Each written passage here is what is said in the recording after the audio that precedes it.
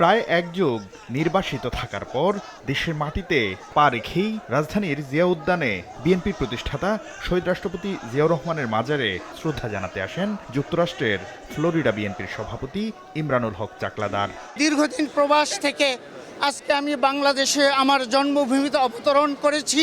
আমি প্রথমে ধন্যবাদ জানাই যিনি বিএনপির দুঃসময়ে প্রবাসীদেরকে একটি মেসেজ দিয়ে যিনি করছেন, তিনি আমাদের ডক্টর মঈন স্যার। উনি আমাদের প্রবাসের প্রত্যেকটা জায়গায়, ইভেন ওনার ফ্যামিলি মেম্বার অনেকেই সঙ্গে আমরা যোগাযোগ করে বাংলাদেশের স্বার্থে কাজ করেছি। প্রবাসী এই নেতার সঙ্গে ছিলেন বিএনপির স্থায়ী কমিটির সদস্য ডক্টর আব্দুল মঈন খান।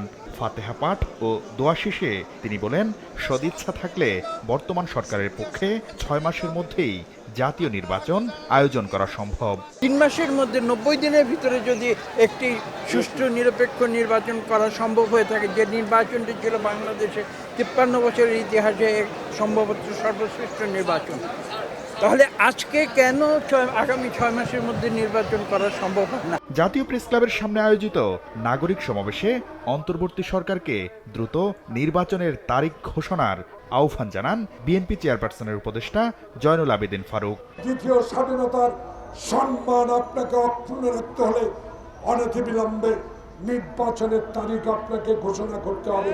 খামারবাড়ির কৃষিবিদ ইনস্টিটিউশন মিলনায়তনে স্মরণ সভায় যোগ দিয়ে বিএনপির সিনিয়র যুগ্ম মহাসচিব রুহুল কবির রিজভী বলেন, টিউলিপ সিদ্দিকের দুর্নীতি জিনগত সমস্যা।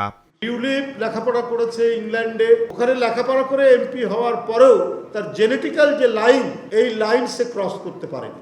বিকেলে মুন্সিগঞ্জের সিরাজদি খানে ঢাকা কলেজের সাবেক শিক্ষার্থীদের পুনর্মিলনী অনুষ্ঠানে যোগ দেন বিএনপি মহাসচিব মির্জা ফখরুল ইসলাম আলমগীর। এ সময় জুলাই বিপ্লবের লক্ষ্য বাস্তবায়নে সবাইকে হিংসা বিদ্বেষ ভুলে একসঙ্গে কাজ করার আহ্বান জানান।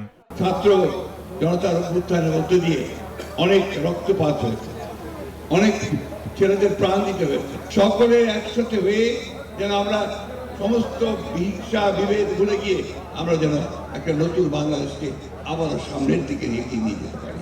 এখানে আমরা অনেক অনেক দূর এগিয়েছি, আমাদের আরো অনেক দূর যেতে হবে। কথিত উন্নয়নের নামে হাসিনা সরকার দুর্নীতি করে দেশ থেকে যে টাকা পাচার করেছে তা ফিরিয়ে আনারও আহ্বান জানান বিএনপি নেতারা।